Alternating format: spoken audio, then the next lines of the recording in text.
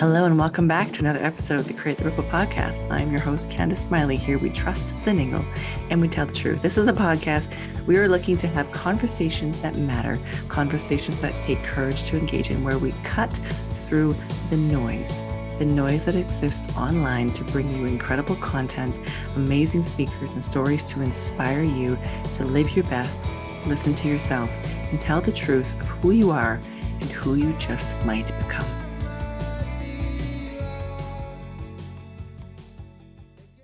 Here at Awakening the Wise Woman, we know what it's like to start the year with a big, audacious, exciting goal in mind and get to mid-February and realize we've made zero progress towards it. That's why this year we're inviting you to join us in our Awakening Your Goddess Mindset free workshop series at the end of February. This is an opportunity to understand more about yourself and how you work and how to make meaningful change your way. We'd love to see you there. Are you looking for a simple, easy weight management solution? I thought you might be. I know I was. I also wasn't interested in something with a ton of gimmick without any science behind it, which I know a ton of companies have. The company I'm about to share with you actually has 12 of their own clinical studies. And for me, with my science-based background, I needed to know that. I also needed to know the product worked. And so I was introduced to the group that had 125,000 members in it, all supporting amazing stories of weight management, weight loss, hair regrowth. Oh my gosh. Not surprising though, considering the product itself has won numerous awards in and out of the nutraceutical industry, which I think is pretty incredible. Pretty exciting as well is the fact that it's made with their patented technology, 7 international patents on the collagen in this product, made entirely from chicken sternum. Chicken sternum, why? Because it most closely mimics the collagen that our own bodies create. Now, I'm a 36-plus-year-old woman, and so making sure that I'm maintaining and taking care of and trying to reverse the clock so I can age gracefully is super important to me. Making sure I'm taking products that are safe, making sure I'm taking products that are approved, and making sure I'm taking products that I would be happy to share because there's integrity at the top. So this company is a values-based company, which I absolutely love. Not only do I love that, but I love the flavors. This is mango. Mango's my favorite.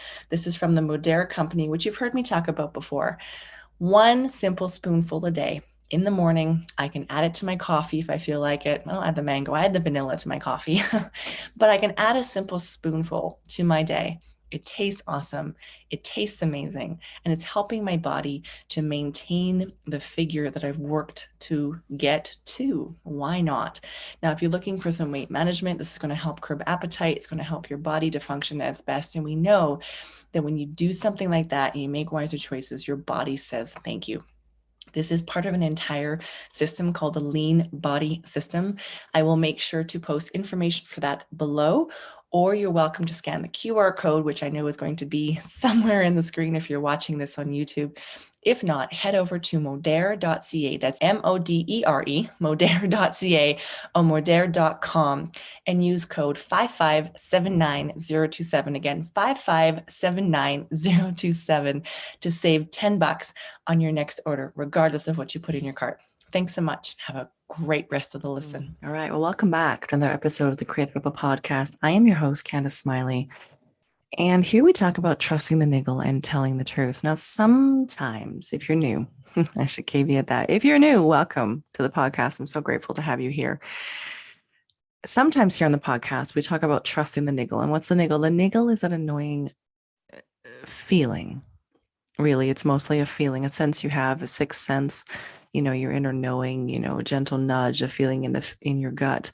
When something is off, or even from a more positive standpoint, something that you need to be doing or saying, it's that voice or energy that can often lead you, if you're listening, to your biggest and your best life. And so here on the podcast, we talk a lot about listening to the niggle, and a lot of times, the people, and myself included, who are courageous enough to admit when we didn't listen to the niggle and the impact that that had on our lives.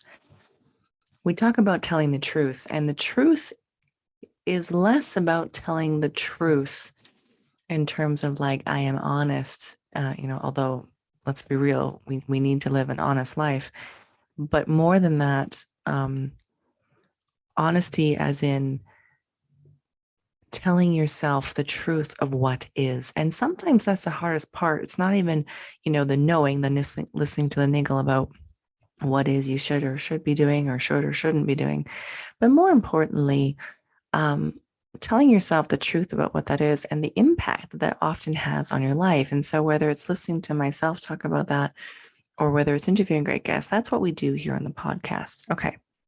So, today I want to talk about some touchy subjects. And again, as always, we are not going to be diving into the politics of it or the religious aspects of it. I really want you to, hold your beliefs and your mindsets and your values around some of these topics lightly. And I heard that phrase the other day from a very wise woman. And in holding your values and your beliefs lightly, you allow for the grace and space that you need to have when your values come in conflict with each other. And this happens, right? If you're like me and you've done a values exercise in your life, we'll post a link in the show notes to an amazing podcast that we did earlier in 2021 on a values exercise. So, if you live a values driven life, if you're taking the time to really look at who you are, what you believe in, those subconscious beliefs, whether you've chosen them or whether you've chosen to continue to believe them and they were handed to you, these are really the touch points that you use with which to make all of your decisions. And unfortunately, how you choose to live out loud and the truth that you inevitably begin to tell the world. So then what happens when your beliefs become in conflict with each other, right? Do you let them go? No, you hold them lightly to allow for the grace and space so you can stand in the value that is most important in that moment. This is the power of living a life on plan and on purpose, right? So I wanted to call today's episode When Leaders Stop Listening. And recently, there's been some things that have happened in Canada with the truckers' convoy that have really made a lot of us stop and think. And we've had a chance to watch how our government is going to deal with it, how people have responded to it. And frankly, the pandemic in and of itself has been an incredible litmus test about who people are and what they believe in, how they handle stress, how they handle disagreements and conflict. And some of us, sometimes we've come out on top, in terms of how we've handled ourselves with grace and dignity and strength and calm and courage. And sometimes I think we have disintegrated to the level of our subconscious belief, which we know is a thing, right? We don't rise to where we want to be. We sink to the level of, our habits, and we can only go so far as our mindset will allow us to. And I really don't want to dive into, what the pandemic is or isn't, or whether you believe, whether you're pro or, not for vaccination. That's not the point of this podcast. The point of the podcast has been, at least this one, has been a bird's eye view that what I recognized in the truckers' convoy is that nobody from my government met with these people to speak to them. And I'm not necessarily advocating for the truckers, not allowing access to services and, this sort of a disruption to a city, into a place, into a town. I can only imagine, right? It's a polarizing concept. But what really struck me and made me very, very sad, very, very sad, was that nobody, at least my understanding, and if I'm incorrect in this, I hope somebody can correct me on this, but I haven't seen anyone bother to connect or communicate. And I've heard the feedback that, you can't really engage with the terrorists. And I see that for what it is. I do. And, please know I'm trying to tread as lightly as possible on this. But it really got me thinking about the bigger, broader concept of what happens when leadership stops listening. When leadership chooses instead to respond with strength and power, which for many of us, I think, believe that they must. But what about the other side and the privilege and responsibility that is leadership. I mean, real leadership, the kind that you follow and respect and want to hear from. I think they have a unique ability to rise above, to connect, and to communicate. And I was reminded again in any of the negotiation books that I've read or leadership books, the power of listening. And I wonder if in all of this unfortunate situation, whether or not there was a missed opportunity for leadership to listen. Just listen. And to, for a moment, lay aside or hold lightly their own inherent beliefs and values long enough to hear the fears, the concerns of the other side. I'm not saying that result might have been any different. We may have still had to have moved into these emergency orders, and the government may still have made the right decision. I'm not questioning that decision. What I'm questioning is whether or not there has been a missed opportunity to listen. And that got me thinking, because I've been thinking a lot, and recently I did a couple of podcasts on abortion and how a number of the states are pushing to reverse Roe versus Wade. And myself and a number of other people are really encouraging and calling out to not reverse Roe, that the impact of that just because abortions are made illegal doesn't mean that women, especially women of minorities, won't seek them. And then therefore they are illegal and therefore not nearly as safe, and women lose the right to their own reproduction.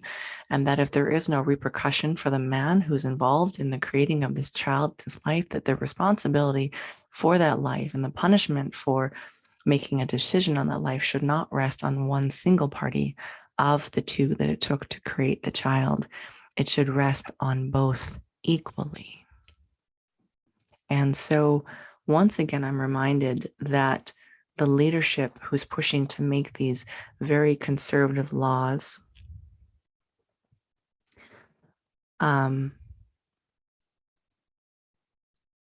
is not listening, is almost even, I would dare to say, tone deaf to the bigger challenges and the concerns, instead of responding in kindness, in strength, which, as I've mentioned on the podcast before, the most gentle of people I have known are often the strongest in both their belief, their mindset, their ability. I mean, I'm thinking specifically right now about my grandpa. He was tall, he had broad shoulders, he was the strongest man I knew. And he was also the gentlest. Now, you didn't mess with him. Let's be real. I saw him, working with 1,000-pound bulls on the farm here. You didn't mess with my grandpa, right? Even the beasts respected him, but he was fair. He was kind. He was strong. And he's also the one who listened the most. He was the one who noticed when I was considering harming myself by not eating when I was in my teens, and I was already conscious of my shape and my form, and was choosing to maybe not take good care of myself by restricting my eating. He's the one who called me out on it powerfully. He's the one who had silly nicknames for my boyfriends, and I could always tell whether or not he thought that these people were in my corner or not in my corner. And again, I go back to it that the strongest men were also the most gentle. And I wonder about that. I think about some of the other great leaders, and I'm sure, history will, define whether or not the decisions that we've made in this or in other circumstances, whether it's abortion or dealing with the mandates and pandemic, we'll look back and we'll wonder and we'll judge, right? As we do. I'm thinking as well about, there's a mayor in the States, I'm just pulling it up here,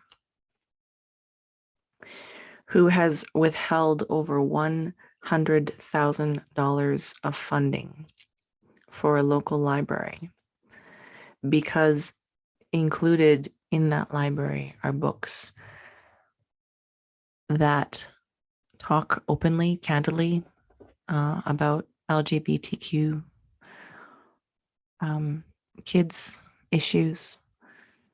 And I'm reminded again that just because we don't agree or understand or align, I mean, like, how do you in 2022 withhold the funds and say it out loud that because those books offend your personal beliefs, that you are going to withhold over $100,000 in terms of funding for a local public space? Again, further driving underground these groups and minorities. And it's just because we don't talk about it doesn't mean children aren't going to align with that or understand that or identify with that. Rather, it continues to foster the hate. And this is from leadership. Yet again, the leadership has stopped listening and they're clinging tightly, too tightly, to their own personal beliefs and values.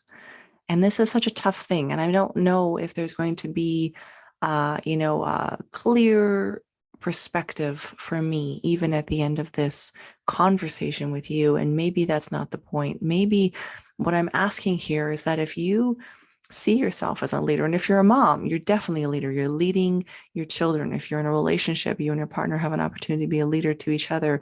A leader is somebody who knows the way, goes the way, and shows the way. And if we don't lead, I mean, I'm staring at an image or a plaque in my office that says, "Be the change you wish to see in the world," which was, of course, by Mahatma Gandhi. And I keep thinking about this at what happens when leadership, a privilege, a responsibility, that maybe I have this expectation in my mind that leaders must be bigger than the average person, the common person. Maybe I expect them to hold themselves to a bigger and higher standard. And maybe in their own minds and their own hearts, they are, and they must be in order for them to have made the decisions and made the stand that they are. But I can't help but wonder at the impact, the implication, and the overall impact of their decisions as they are leaders who, at least from my perspective, seem to have turned off that essential leadership quality, which is to listen,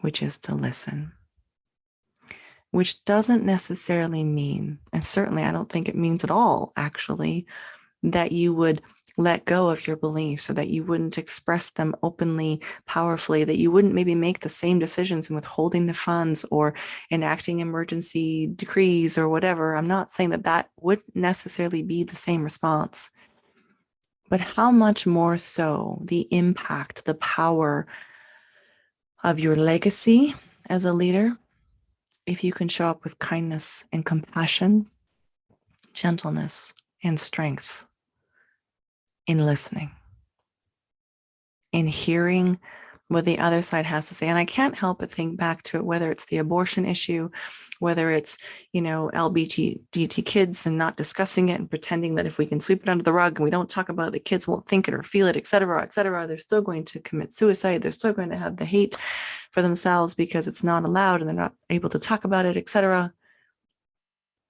That these people that are being bullied, can I dare say that? That it feels like it's an abuse of power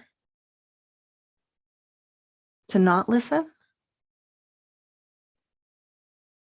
Can I say that? I think I'd like to say that. I think I'd like to question whether or not when a leader stops listening, when a leader stops finding the courage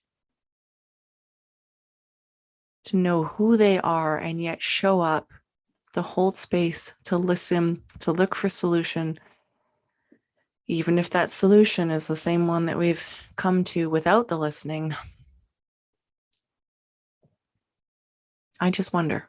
And I'm hoping that maybe at the end of this, you will think about how you're showing up in your own leadership, how you're showing up in your own communication, how you're showing up. I mean, somebody said, you can't change the whole family, because you have one child that's acting out and having a tantrum. And all I could think about was, yeah, but typically if my child is having a tantrum, it's because they're feeling missed. They're feeling left out. She's feeling like I haven't heard her or seen her, or she's stressing about something. She's feeling overwhelmed. Her emotions have gotten so big that she's no longer able to regulate them. Or I haven't set good enough boundaries. I haven't clearly communicated the boundary, whether it's too much TV or too much sugar or whatever it is. But the responsibility inevitably for that tantrum lands on me as the parent, as the leader. I think it's an old adage that leadership is the point with which companies and communities and countries rise and fall to. So I'm going to leave you with that. And maybe, if nothing else, we take some time in our divorces to find the courage to show up more gently, more compassionately, more kindly, with our boundaries firmly rooted in place, but to listen, not to respond, but to hear them, to hear their concerns, to acknowledge them, to hold space, whether it's with our children who are acting out or pushing all of our buttons as children are known to do. May we find the courage to show up and listen and hold space and be bigger than that tantrum. And to the leaders, the mayors, the prime ministers, the presidents, the premiers, the teachers, the students, the principals, the people. May we have the courage to take the time to know our own selves, to know our own boundaries, to trust our own niggles, to tell ourselves our own truths, and then to live out from that space of integrity and not lose ourselves, not bully those people, not use our power or misuse our power, but to listen. Thanks so much for listening. Well, thank you for listening to another episode of the Create the Purple podcast. I want to give a shout out to Dr. Mikolai Rajek, who is the founder and managing director of Merigenomics Incorporated.